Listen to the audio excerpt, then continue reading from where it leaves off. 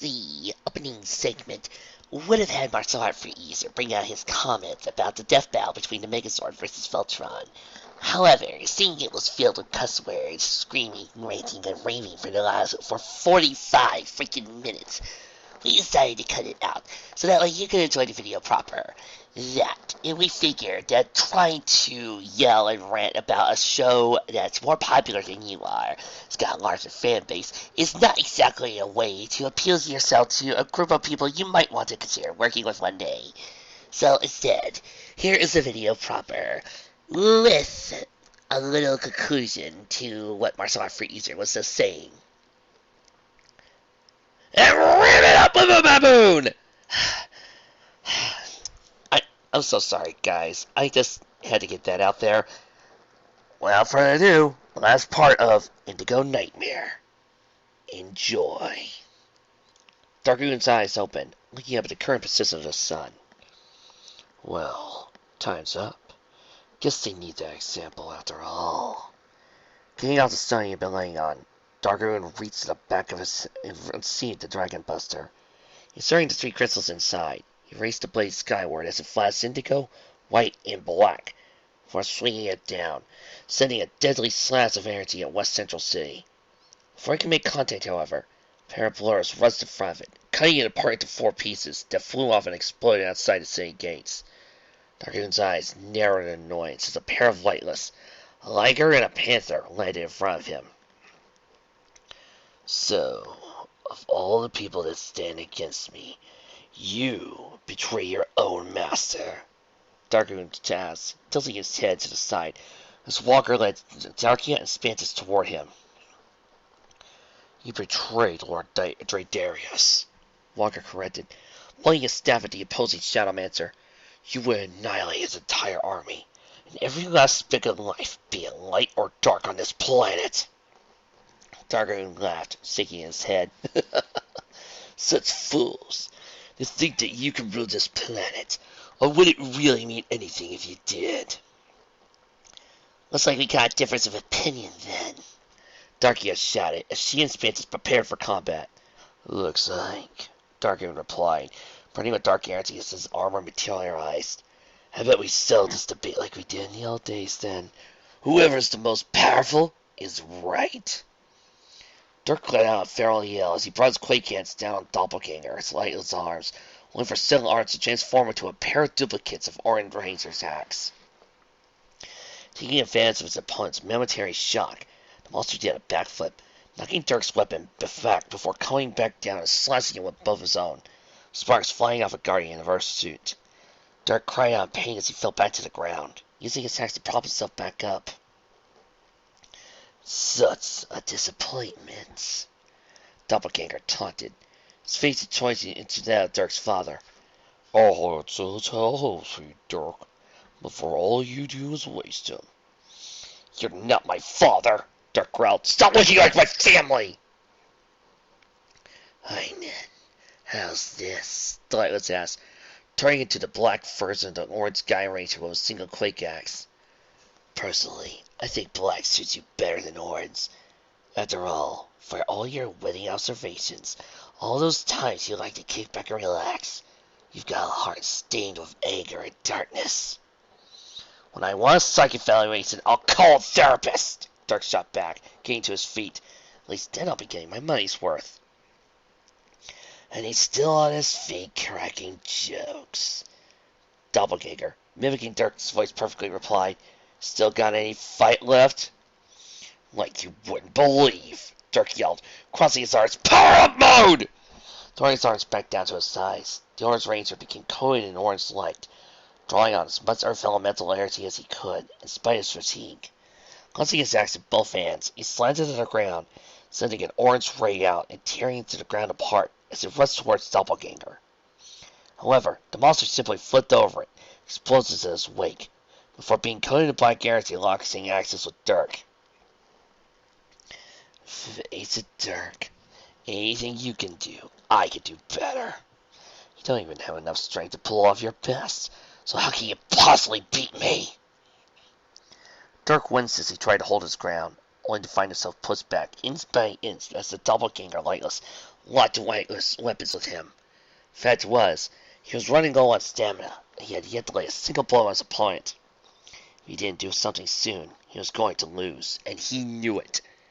What he didn't know was how to win. "Come on!" Malin yelled, hauling Layla's wrist as they ran through the cave tunnel, knowing full well firebolts were behind him somewhere. "I hear wire down this way. If we can trick them into following us, we can douse them all out and—" Ella stopped dead in her tracks, never disbelieved what she saw. Sure enough, they reached the end of the cave, but there was no wire. Instead, there was a large pond of oil. Black, flammable oil. The sheer sight of it made her shake in terror. "Sis?" Layla demanded. "So your sister, sis, we gotta come up with a plan." I can't," Malin replied, sounding like she was hyperventilating. "Can't think. I can't figure out how to stop them. I can't figure out how to protect you." "Malin, you've gotta calm down," Layla shouted, as she could hear the fire blocks approaching. "Look, we can figure out something together." "No, I can't," Malin insisted, pulling off her helmet to show Layla the sear terror in her eyes. "I can't stop thinking. I can't see you. I can't. Stop it!" Layla screamed, shoving Malin against the stone walls of the cave and pulling her own helmet off. "I don't know why you're so scared, but you have to pull yourself together. For the love of everything that's sane, stop thinking like you have to save me. We have to save each other." Malin's eyes refocused on Layla's as he nodded hesitantly. Right. We gotta save each other here." "Are you really that scared of fire?" Layla inquired, to which Malin sent around nervously. "It's about that fire, isn't it? The one we were in a few years back." Malin looked away, ashamed. She didn't like to admit she was scared, at least of all to her sister, especially not about this. Of course, Layla couldn't blame her in any way, shape, or form for this. Were they in their early teens, she and Malin were almost killed in a fire that consumed an entire apartment complex. It took the lives of Layla's friend Tina and her parents. It was the worst night of their lives. For some reason, the mere sight and sound of those fire plots were making Madeline relive it all over again. "I don't understand," Layla sighed.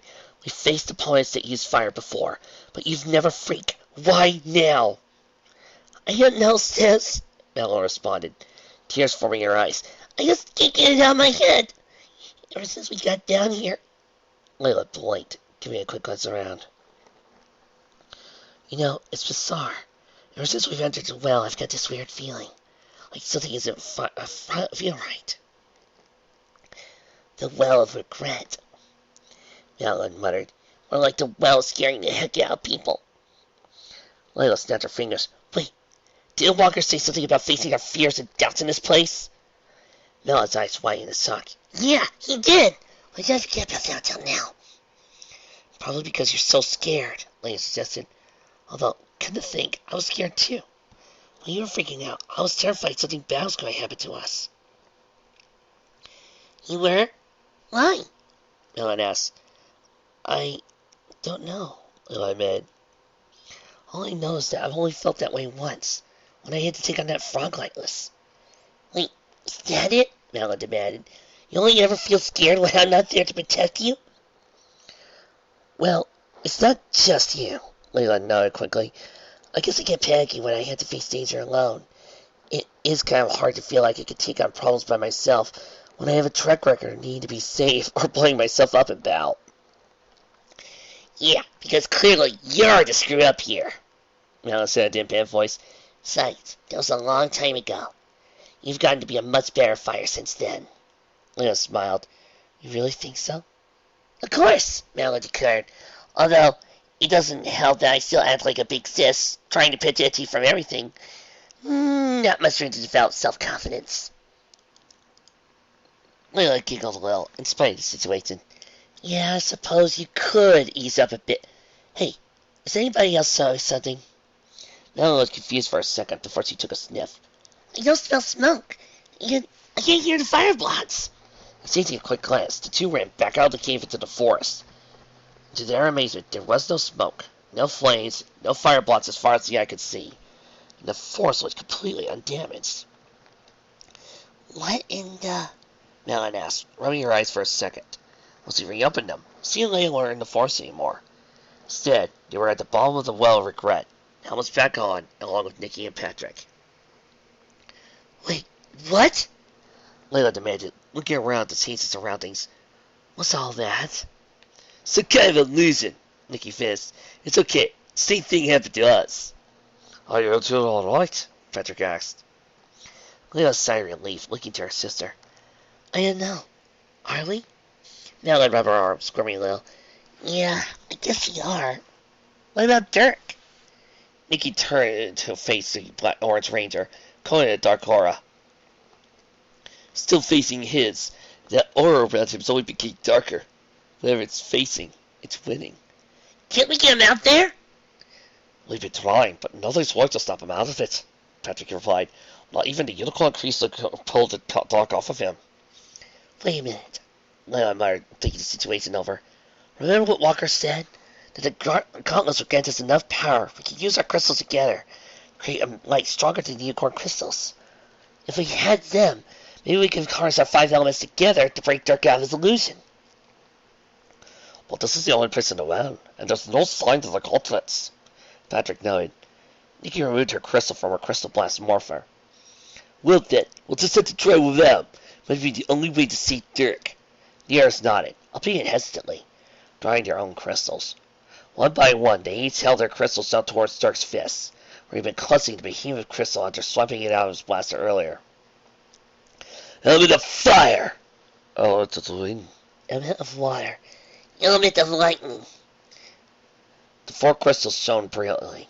Within moments, a dull orange glow emanated from Dirk's fists. The glowing suddenly radiated across them, causing their suits to temporarily appear colored ruby, emerald, sapphire, amethyst, and amber, before returning to red, green, blue, violet, and orange. Wow, I think it's working. Come on, Dirk, Nikki muttered. Come back to us. Dirk cried out as he was tossed aside once again, the doppelganger walking toward him menacingly while still assuming his form. The Orange Ranger just barely managed to keep power mode up. His turret soon in place as the fires are broken apart. Oh, I sold you lawsuit, damn it! He winced as he slowly pulled himself back up to his feet, Delightless laughing mockingly at him. Please, stay down, the doppelganger suggested. Your anger can only take you so far, you fool! You can't even touch me! Dirk groaned, nearly falling back onto a knee. He suddenly felt himself simmer with amber light. What the? Come on, Dirk, Nikki's voice said. Come back to us! Nikki? Is that you? Dirk, whatever you're seeing, it's not the real, Patrick's voice declared. You've got to stop all of it. But it feels so real, Dirk moaned. Talking to yourself, Dirk? Doppelganger asked, Are you really that delirious? Sharp! Dirk yelled, swinging his axe at his opponent, only for the Lightless to dodge it, letting Dirk fall flat on his flates. Dirk, you've got to calm down, Malin cried. Whatever's taking you off in there, it's only making things worse. But it's a doppelganger, Dirk groaned. No matter what I do, it just blocks it and brings me down. If I don't stop it, it'll destroy everyone. Dirk, you gotta let it go, Layla insisted. You destroyed the doppelganger, but you haven't let the emotional wounds inflicted heal. It's gone. You can't destroy us, but you've gotta let it go, or it'll destroy you. Dirk's eyes widened. It was true. Ever since the doppelganger Lightless first appeared before him, he couldn't let what it had done get let him slide. It entered his mind, used images of his sister against him, taking the form of the Mighty Morphin Power Rangers to turn what they were around, and even gave information to Walker that nearly got them all destroyed.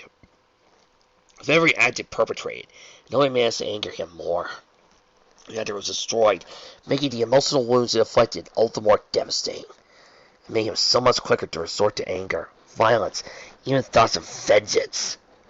Come on, get up, Doppelganger yelled. I want to finish you off. Slowly but surely, Dirk pulled himself up back to his feet.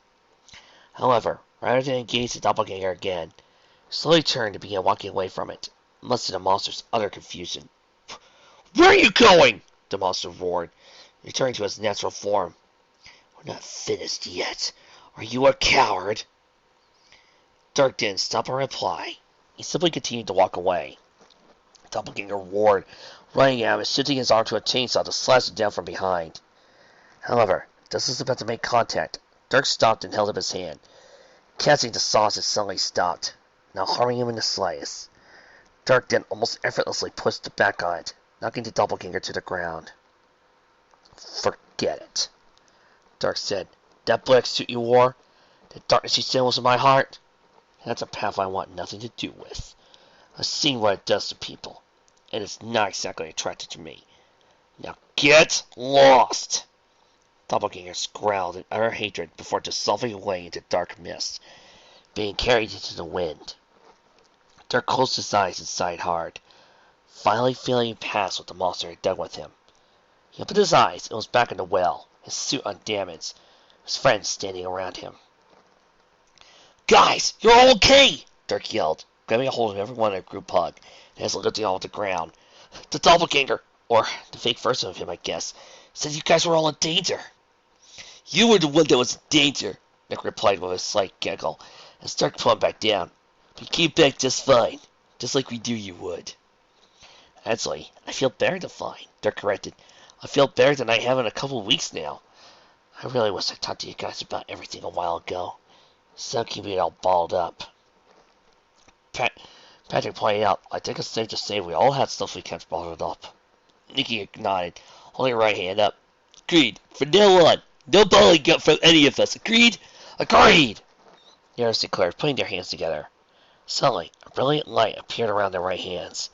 When it died down, they all found they were wearing golden, figureless gauntlets on their right hands. Each had a circular section on top with a smaller compartment in the center for the crystals. Wow, the crystal gauntlets! Madeline exclaimed as the team looked at their gauntlets over. Where the heck did they come from? They have been here the whole time, Patrick realized. Even I couldn't see them, though. Well, I guess the Pale's power's been keeping them hidden until we got over our problems. Layla was surprised. Once he couldn't take advantage of our regrets, the gauntlets appeared. Nicky nodded, holding hers up. Well, we got what we came for. Now, let's teach Stargoon a lesson he'll never forget. Stargoon chuckled slowly as Walker, Darky, and Mantis all fell onto their backs outside the West Central City gates. All three tried their best, but ultimately were unable to do so much as scratch Dragoon's armor. As the Salamander approached them, he felt Moser behind him and raised his blade, blocking a pair of claw strikes from the Panther Liger Lightless. Then, with one mighty swing, he utterly destroyed both in an explosion, gathering their mist into his own body. Really, Walker? Dragon demanded. You attacked me with Lightless? That's like thinking you could fend off a shark by throwing fish into its mouth. You're going to have to try a little harder if you want to beat me. How's this? A voice yelled to Dragoon's left. Holding his blade out to block, Dragoon was nevertheless knocked a few feet behind. 5 blasts of elemental energy shot at him. Lowering his Dragon Buster, he quickly discovered the source. The Power Rangers in their Gaia blaster. They quickly opened fire again, only for Dragoon to swing his blade so hard, send an energy slash straight out through the 5 teams, and connected with the Rangers' assembled weapon, blowing them apart into their separate weapons and knocking the Rangers down. Funny. I thought I've already taught you your lesson, Dragoon shouted as Walker, Darky, and Mantis decided to leave via portal. This time, we're taking you to school! Nicky shot back as the 5 got back to their feet. Crystal Gauntlets! The 5 raised their right fists, the golden gauntlets materializing onto them. As they held their crystals and called out, Gaia's a Gaia! Mirror mode! Inserting the crystals into their gauntlets, each shimmering in light before expanding to fit this large circular compartment in the gauntlets, now blazing with the image of their matching Gaia sword. The 5 then threw their fists as the golden light powered them, turning to silver on their belts and Gaia Saber's gold, adding gold trim to the top of their boots and golden armbands around their biceps. Each of their suits' main colors now turned to a shiny, more metallic color. Well, at least it's not glitter. Ruby Ranger! Nicky exclaimed, flame fires around her. Another Ranger! Patrick shouted as the green tornado whipped up. Sapphire Ranger! Layla cried as the crystal blue bubbles circled around her. Amber Ranger! Dirk roared as the earth shook where he stood. Amethyst Ranger! Mountain cried as violent energy crackled across the sky. The 5 Rangers struck a pose together as a golden flash of light erupted around them, followed by a gigantic, rainbow-colored explosion behind them. Gaia Rangers! Mirror Mode! Only on Power Rangers can that be badass. Keep dreaming of time, a world where good is all we've been told. We need a hero. Look, it was right there across my line was going to be playing. Bring it on. Dragon roared, turning to the group as they ran towards him. Nikki was first, jumping and spinning up before giving him a corkscrew kick to the chest, sending embers sailing off his armor.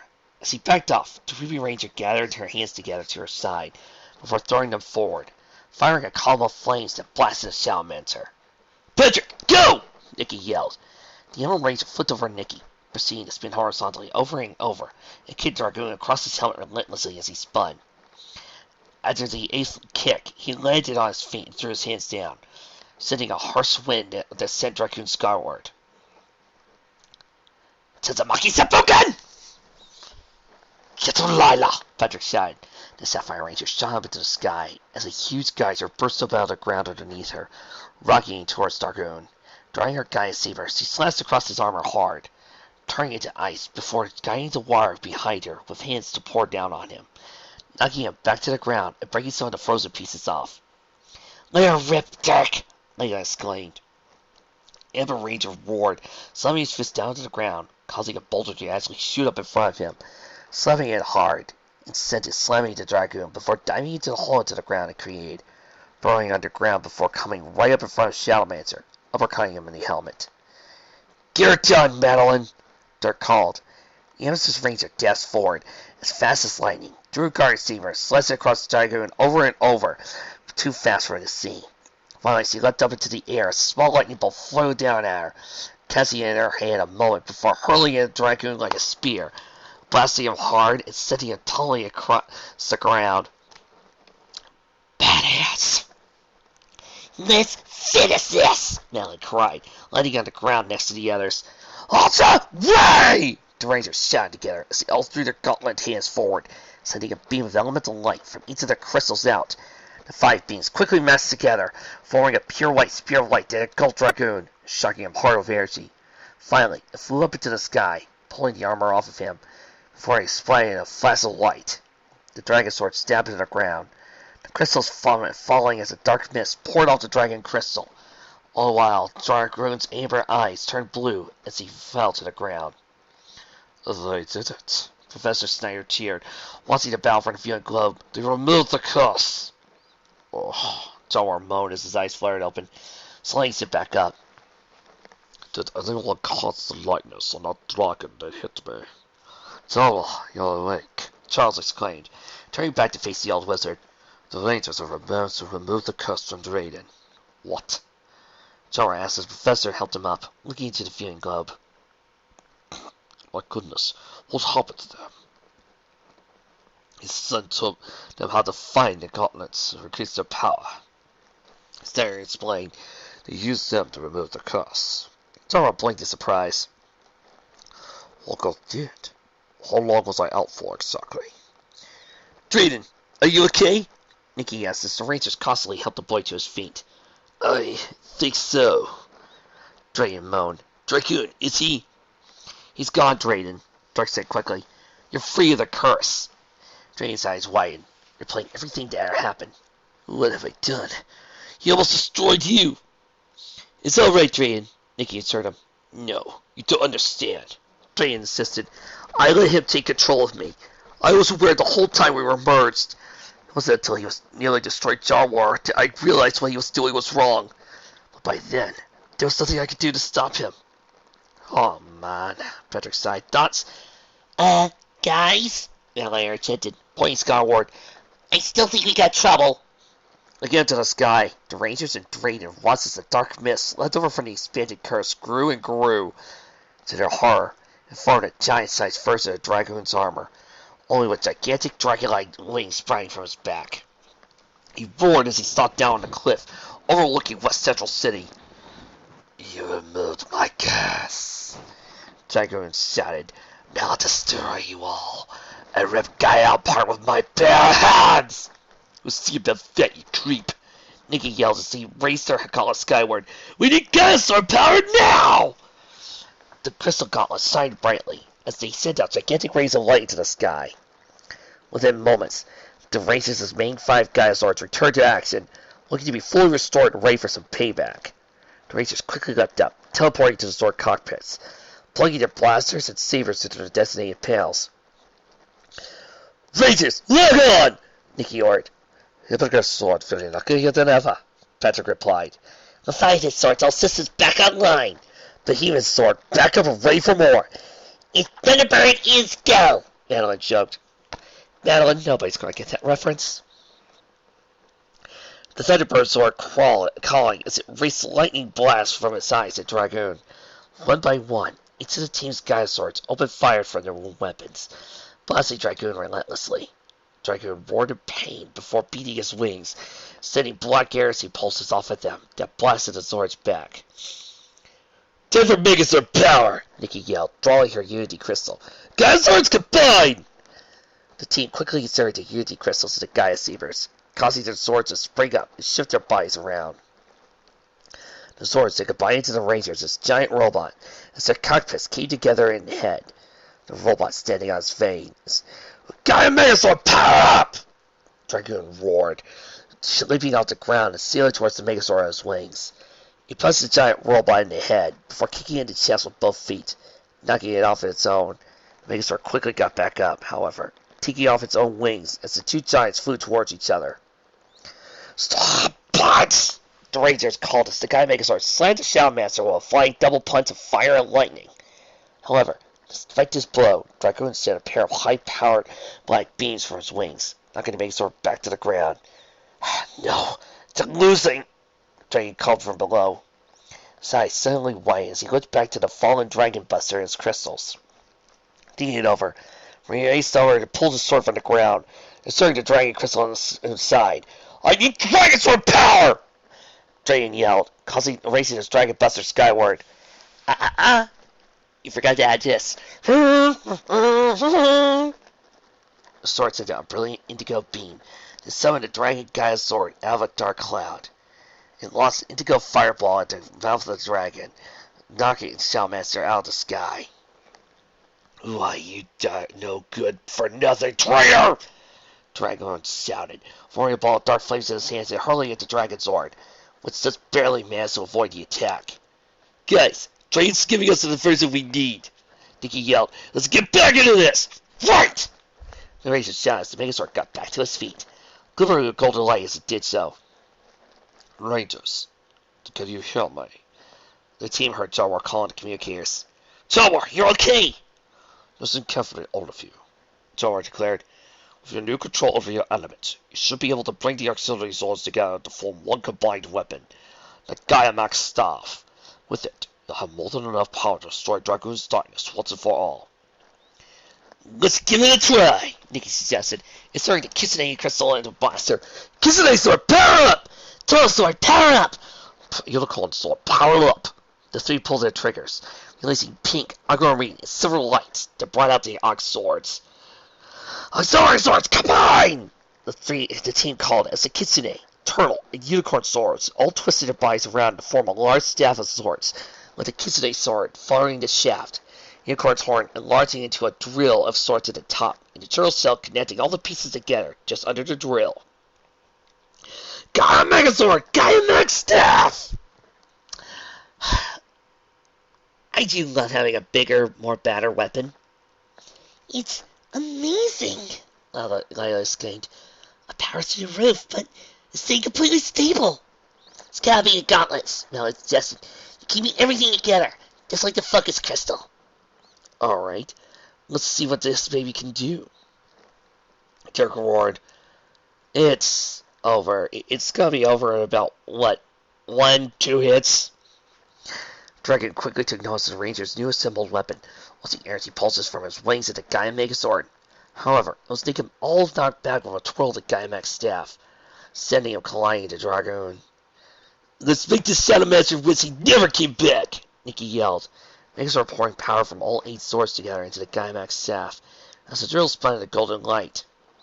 First, I'll tear you apart. The Gaia will be next! Dragon screamed, flying towards the Megazord. Gaiax, finish! The Razors called, drawing their fist forward as the Gaia Megazord thrust the drill of the Gaiax staff straight through Dragoon's torso, revealing an empty shell filled with black mist. The Razor pulled the weapon back out as Dragoon fell to the ground, his armor exploding as the mist that made up what was left of him evaporated into thin air. Next time, don't mess with the Power Rangers! Nikki shouted in victory. Darky has shifted uncomfortably a bit as she, Walker, and Spantis sat in the dark Gaia chamber together. Okay, let's think positive news. Dargoon is gone and we all get to live. That's good! On the negative side, the Rangers have more power than ever, and the Guardian of Darkness is working for them.